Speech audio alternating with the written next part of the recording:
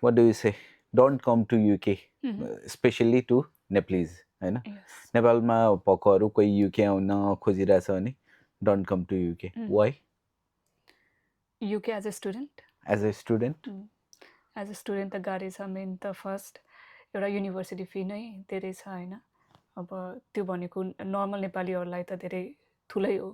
Minimum 30 lakh चाहिँ चाहिन्छ. अझ हरेक 6 महिनामा युनिभर्सिटी फी बढी पनि रहेको हुन्छ होइन. अनि अर्को पार्ट टाइम जब मात्र गर्न पाइन्छ. पार्ट टाइममा 20 आवर्स. अब त्यस्तो फ्लेक्सिबिलिटी कम्पनीले धेरै जसो कम्पनीले दिँदैन. ओन्ली पार्ट टाइम नर्मली हायरै गर्दैन, पार्ट टाइम जबै पाउँदैन. किनभने त्यसमा अब आवर्सदेखि सबै कुरा मिलाउनु पर्छ होइन. अनि त्यसमाथि स्टुडेन्ट भनेपछि अलिकति यिनीहरूले त्यति कन्ट्रिब्युसन दिँदैन होला होइन कम्पनीलाई भनेर पनि हुन्छ. त्यही भएर पनि इफेक्टिभ पनि हुँदैन नि. त्यही कम्पनीले लिन खोज्दैन, मेन फुल टाइमै लिन्छ.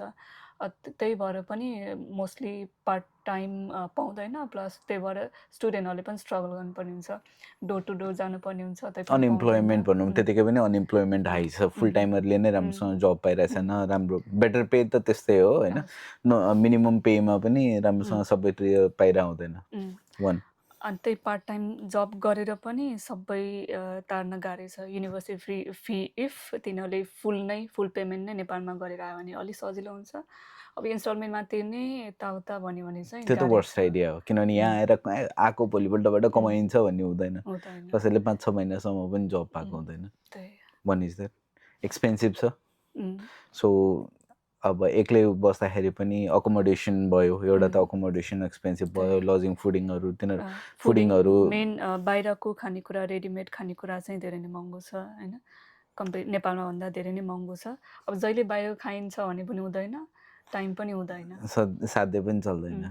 जस्तै लेट्स से कोही एकजना नर्मलले 100 पाउन्ड त्यस्तोमा मन्थभरिको एक्सपेन्सेस पुरा गर्न सक्छ. घरमै सेल्फ पकाएर खायो, हामीले जसरी घरमा खान्छौँ त्यसरी खायो भने.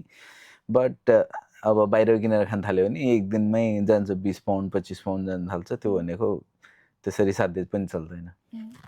अनि अर्को ट्रान्सपोर्टेसन कस्ट पनि लगभग हाई नै छ. त्यो त अब जब गर्ने ठाउँ र युनिभर्सिटीको नजिकै बस्यो भनेदेखि एउटा सेभिङ हो.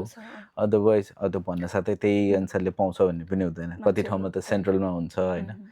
2 घन्टा ट्राभल गरे पनि जानुपर्ने हुन्छ. Normally we are based on London है. लन्डन बाहिरतिर त कम्पेरिटिभली अलिकति सस्तो छ. Next weather condition.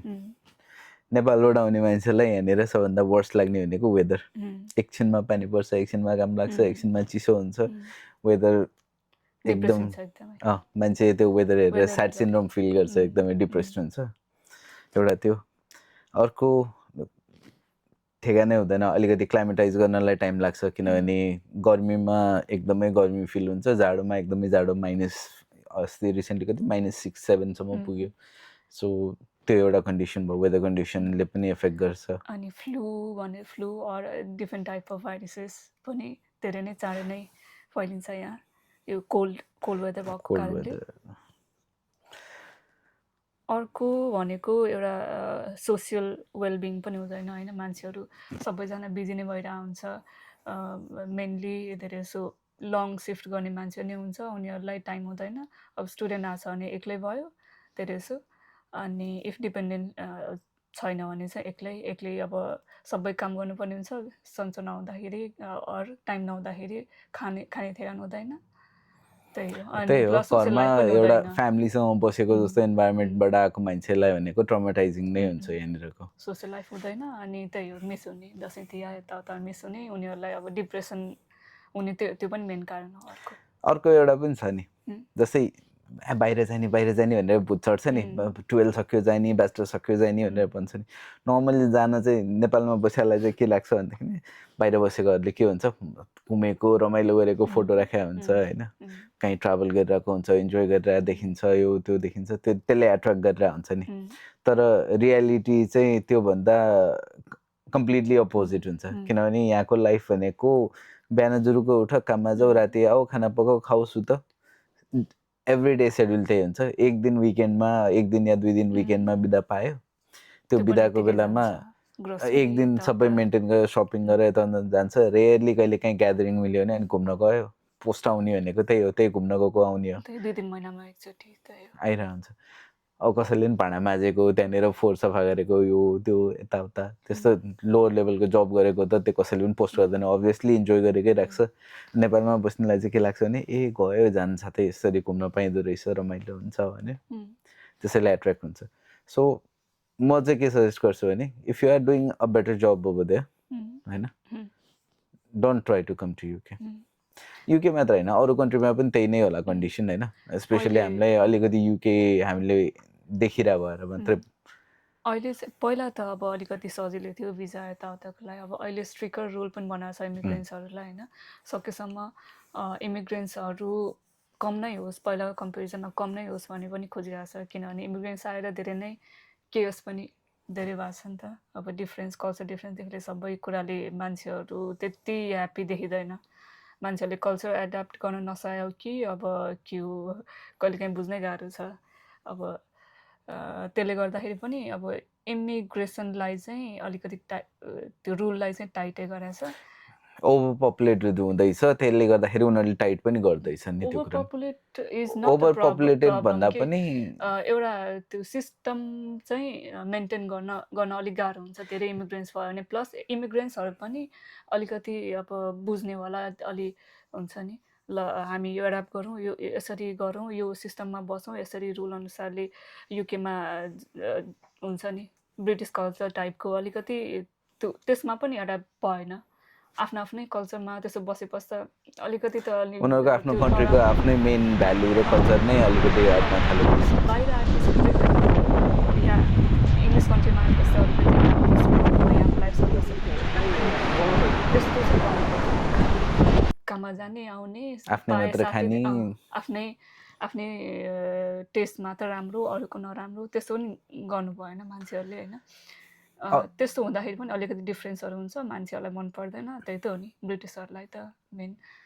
अब अर्को एउटा प्रब्लम अहिले पनि छ नि स्टुडेन्टलाई, पहिला आउँदाखेरि भनेको कलेज कोर्स थियो, त्यसपछि 2 वर्षको पिएसडब्ल्यू थियो, अब त 1.5 इयर्समा झारिसकेको छ। एउटा थियो, अर्को आइएलआरको रुल पनि रिसेन्टली चेन्ज भयो, अब त कति अप टु 15 इयर्स भनेको छ डिफ्रेन्ट कन्डिसनबाट होइन। भिजा पाउन नि गाह्रो, भिजा पाउनलाई एउटा डिफ्रेन्ट कन्डिसन एकदमै रिक्वायरमेन्ट पनि बढाएको छ होइन। स्यालेरी इन्कमदेखि लिएर सबै स्यालेरी थ्रेसहोल्ड त्यही बढ्यो। त्यसपछि सबैभन्दा पहिला जब पाउने एकदमै भनेको केयर होममा थियो, स्पोन्सर सबैभन्दा बढी पाउने पनि त्यसमै हुन्थ्यो। अहिले त 2028 सम्मलाई त्यो पनि होल्ड गरिदियो। रिजन चाहिँ के हुन्छ नि, अब धेरै स्किल वर्क फर सर्टेज छ भनेर लियो, तर त्यसलाई मिसयुज गर्ने धेरै भयो मान्छेहरूले। लुप होल धेरै खोजेर मान्छेले नेगेटिभ पोइन्टतिर बढी फोकस गरे। अब त्यो धेरै नै बढ्न थाल्यो होइन, एउटा अबभ द हुन्छ नि त्यो हुनुपर्ने लिमिटभन्दा नि बढी गएपछि त अलि त्यो मिसयुज भएको कारणले नै त्यो स्टप गर्नलाई एउटा भयो। अर्को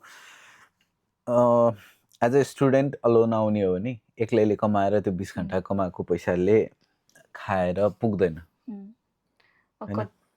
कतिजनालाई कस्तो हुन्छ भने लोन लिएर आएको हुन्छ, त्यहाँनिर ल यहाँनिर 2 वर्ष कमाइन्छ, किनभने जस्तै कन्सल्टेन्सीले के भनिदिन्छ 3 वर्षसम्म त मजाले कमाइन्छ, 40-50 लाख कमाइन्छ भनेर भने हुन्छ। बट कमाइन्छ होइन कि, त्यहाँनिर कमाइएला त्यो अमाउन्टसम्म कन्भर्ट गर्दाखेरि कमाइन्छ, तर एक्सपेन्सेस पनि त हुन्छ नि, किनभने रेन्ट तिर्नु पर्यो, भिजा फी भयो, आइएचएस फी भयो, त्यो त किनभने पिएसडब्ल्यू एप्लाई गर्नलाई पनि त आइएचएसहरू चाहियो। अहिले त त्यसको कस्टहरू पनि बढाइदिएछ, आइएचएस पनि डबल जस्तै नै भयो, त्यसपछि भिजा फी डबल भयो। अनि हामीले कति अब सुनिरहेको हुन्छ एटेन्डेन्स रेट लो भएर पनि कति नेपाली अरू कति इन्टरनेसनल स्टुडेन्टहरूलाई कलेजबाट निकालेको भने पनि न्युज सुनिरहेको हुन्छ होइन। अब किनभने कलेजहरू धेरै जस्तो टाढै हुन्छ, उनीहरू कलेज जाने आउने टाइममा अरू काम गरौँ यताउता गरौँ पैसा कमाउँ भन्नेतिर लाग्छन्। अनि त्यसले गर्दाखेरि अब कलेज पनि त्यति सिरियसली लिन सकेको हुँदैन, पढ्ने पनि इन्भाइरोमेन्ट हुँदैन तिनीहरूको स्टुडेन्टहरूको। सो कतिको विटल गराएको हुन्छ होइन कतिलाई डिपोर्ट पनि गरिरहेछ नि, जस्तै कि पुलिसहरूले छड्के हान्दाखेरि यताउता गर्दाखेरि त्यो ओभर 20 आवर्स त्यो थ्रेसोल्ड टाइमभन्दा बढी काम गरिरहेकोहरू समातेर होइन एउटा त्यो मेनली त त्यही हो. If you are coming single एउटा त depression, high chances of depression यहाँनिर हुने भनेको एउटा मुड वाइज यो लोनलिनेसले डिप्रेसन हुन्छ, अर्को काम नपाएर डिप्रेसन हुन्छ, साथीहरू जहिले हुन्छ भने नि सधैँ हुन्छ भन्ने हुँदैन, किनभने काम त गर्नु पर्यो, काम नगरी सकिँदैन. एउटा प्रेसर हुन्छ, अर्को लोन लिएर आएको छ भनेदेखि त्यो लोन तिर्ने प्रेसर हुन्छ, कमाउने प्रेसर हुन्छ त्यहाँनिरबाट होइन. सोचे जस्तो हुँदैन. उताबाट फेरि कस्तो हुन्छ हाम्रो सोसाइटी भनौँ न, ब्याक टु नेपालमा जाउँ न, नेपालको सोसाइटी भने कस्तो हुन्छ, बाहिर गयो भनेपछि त्यो रुखमै पैसा फल्या जस्तो है, सबैलाई ओभरअल त्यहाँनिर जान नपाइकन पैसा कमाउनु थालिहाल्छ जस्तो सोचे हुन्छ होइन. बट हार्स रियालिटी अलिकति डिफ्रेन्ट छ नि त, त्यो बुझ्दैन मान्छेले त यसलाई यो पठाइदिए त भन्छ नि कतिले, बाहिर छस् त आइफोन पठाइदिए त यो पठाइदिए त्यो पठाइदिए भनेर भन्छ. यहाँबाट कतिले इन्स्टलमेन्टमा तिरेर पठाइरहेको हुन्छ, उनीहरूले के सोच्छ ल धेरै कमाइरहेछ इजिली आयो त. अब त्यो धेरै कुराहरू यहाँको स्टुडेन्टहरूले पनि प्यारेन्ट्सहरूलाई सेयर गर्दैन, किनभने प्यारेन्ट्सहरूले टेन्सन लिन्छ अब किन त्यो गर्ने भन्ने हुन्छ, उनीहरू आफ्नो सबै प्रब्लमहरू आफैले लिन्छ अनि त्यसले पनि हो मेन स्टुडेन्टहरूलाई गाह्रो हुने भनेको यहाँ. बट त्यो भन्दै गर्दाखेरि कम्प्लिटली आउनै नहुने भन्ने पनि होइन, देयर आर सर्टेन थिङ्स होइन. आउनको लागि पनि केही प्रिपरेसनहरू सहित गरेर आउन थाल्यो भनेदेखि सकिन्छ.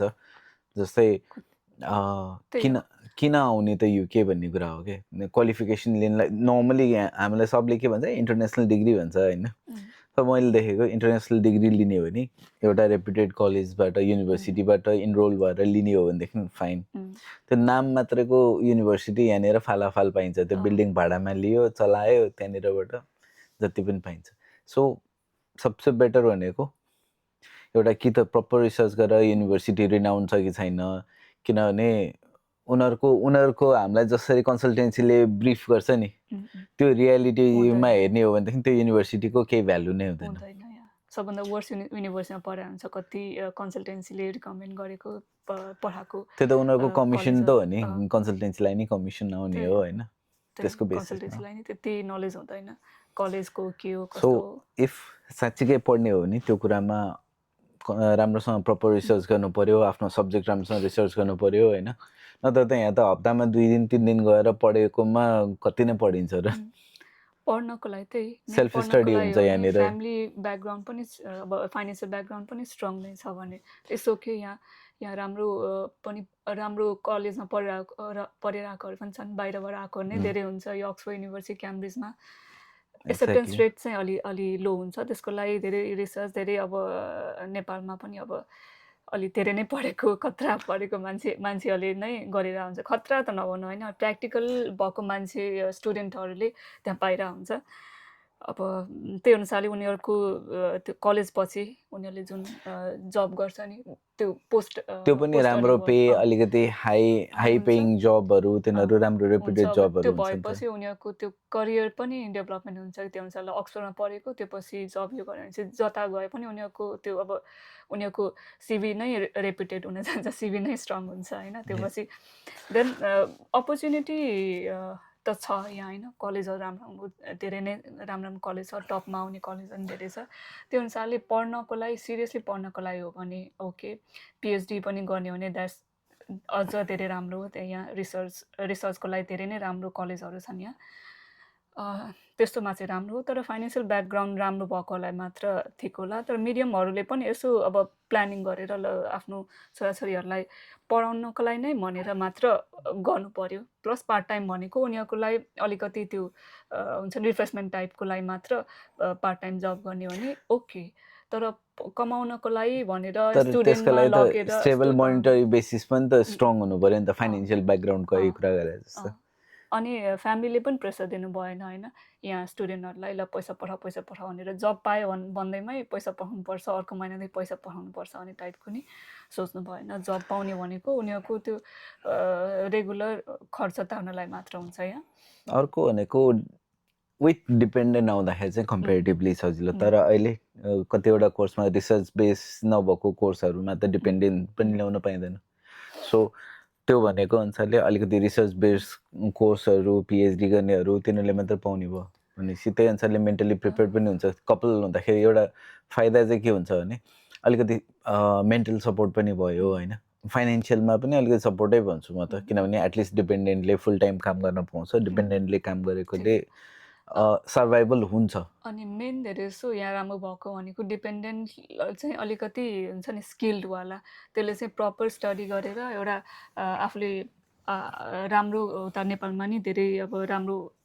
काम गरेर होइन यहाँ पनि त्यही फिल्डमा अथवा त्यसै फिल्डमा काम गर्न पाउँदाखेरि चाहिँ त्यो राम्रो भएको छ डिपेन्डेन्ट प्लस स्टुडेन्ट जसको पनि होइन स्टुडेन्ट अब इफ उसको ब्याकग्राउन्ड अकाउन्टिङ छ भने उसले अकाउन्टिङमै एप्लाई गर्दा मास्टर्स इन अकाउन्टिङमा एप्लाई गर्दा राम्रो होइन किनभने त्यसको उसको त मेन कोर सब्जेक्ट भने त्यसमै हो अनि उसको उसले त्यसमै अकाउन्टिङमै ट्रेनिङहरू लिएर हुन्छ नि सिभीमा अब यताउता राख्न मिल्यो त्यो हेरेपछि एउटा यहाँ पनि एउटा राम्रो हुन्छ नि रेफरेन्स राम्रो एउटा पब्लिक रिलेसन बनायो भने उसलाई त्यस्तो गाह्रो चाहिँ हुन्छ जस्तो लागेन होइन उसको आफ्नै फिल्डको जस्तै उसले कतिजना कलेजमै काम गरेर आउँछ किनभने उनीहरूले अब राम्रो पढाएको हुन्छ त्यो फिल्डको रिसर्च गरेर हुन्छ नेपालमा पनि ट्रेनिङहरू अब हुन्छ नि उनीहरूलाई चाहिने जति ट्रेनिङहरू ल्या हुन्छ उनीहरूलाई चाहिँ त्यो सजिलो हुन्छ कि त्यही भएर अब कति कन्सल्टेन्सीले के गर्छ भने यो कोर्स बाँकी छ अब लास्ट कोर्स यो बाँकी छ यसमै लियो भने मात्र उनीहरू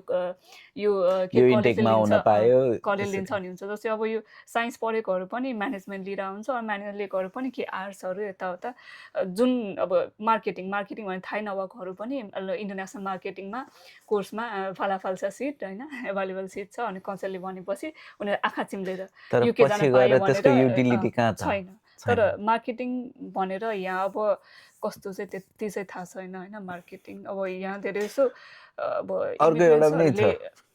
त्यति चाहिँ आफूले पढेकोमा चाहिँ त्यति युटिलाइज गरेको चाहिँ देखिरहेको अर्को एउटा पनि छ नि युकेमा नि जबभन्दा बढी रेफरेन्स काम लाग्छ अनि जस्तै कि लेट्स से मास्टर्सको लागि 1 इयरको कोर्सको लागि आयो स्टुडेन्टहरू होइन उनीहरूको ध्यान के हुन्छ त्यो 1 वर्षसम्ममा त्यहाँनिर जबमै कसरी हुन्छ कमाउने सर्भाइभल गर्ने भन्ने हुन्छ होइन तर सबैभन्दा की फ्याक्टर यहाँनिर भनेको के हुन्छ भने एउटा पिआरको कुरा भइहाल्यो अर्को भनेको ट्रेनिङ्सहरू कोर्सहरू हुन्छ नि यहाँनिर त किनभने स्किल बढाउँदैन कि मान्छेहरूले कोर्स पनि गराएर हुन्छ कतिको तै पनि भएर आउँदैन किनभने तिनीहरू त्यति इन्टरेक्टै गर्न सके आउँदैन यहाँतिर होइन प्लस काम गरिरहेको ठाउँमा नि 100% दिएर आउँदैन इफ तिनीहरूले काम गरेको ठाउँमा 100% दियो भने जसले पनि त उनीहरूलाई रिफर गर्न सक्छ जसले पनि हुन्छ नि ल अलिकति स्टेप अप प्लस प्रमोसन हुन्छ नि त्यस्तो पनि गर्ने मोटिभेट गर्ने पनि गर्छ यहाँ चाहिँ युकेको मोस्ट कम्पनीमा चाहिँ काम गर्नेहरूलाई चाहिँ एकदमै उ छ यहाँ किनभने अब कतिजना हामीले देखिरहेको हुन्छ कामै गर्न खोज्दैन जस्ट हुन्छ नि आएर सुत्दिने आएर जस्ट पैसा आइरहेछ सक्यो भने अपग्रेड गर्ने भने 10 घन्टा हान्यो अनि ल 10 घन्टाको पैसा आयो स्यालेरी हेर्ने बेलामा मेरो यो क्यालकुलेट गरे सक्यो त्यतिमा गुजारेर आउँछ उनीहरूले एउटा त्यसमा काम गरिरहेछ भने प्लानिङ गर्नुभयो यसमा मैले कसरी अपग्रेड गर्न सक्छु मेरो स्किल गर्न सक्छु भने गर्ने नत्र उनीहरूलाई मन लागेको फिल्डमा चाहिँ कोर्सेस ट्रेनिङ आफूले भने जस्तो ट्रेनिङ गर्ने अनि त्यो गरेपछि प्लस जहाँ काम गरिरहेछ साथीहरू हुन्छ नि फ्रेन्ड सर्कलहरू पनि राम्रो बनाउनु पऱ्यो उनीहरूले आफ्नो इम्प्याक्ट पार्नु पऱ्यो कि जहाँ पनि पार्यो भने जसले पनि रिफर गरिदिन्छ होइन कहीँ केही भ्याकेन्सी छ भने ल मेरोमा यस्तो भ्याकेन्सी छ एउटा मलाई एउटा रिलायबल पर्सन चाहियो नट हुन्छ नि काम त बिस्तारै त सिकिन्छ काम जान्ने पनि चाहियो प्लस रिलायबल पनि चाहियो किनभने काम जानेर मात्र पनि हुँदैन मान्छेहरू एउटा ट्रस्टवर्दी पनि चाहिन्छ यहाँ त्यो अर्को ल्याङ्ग्वेज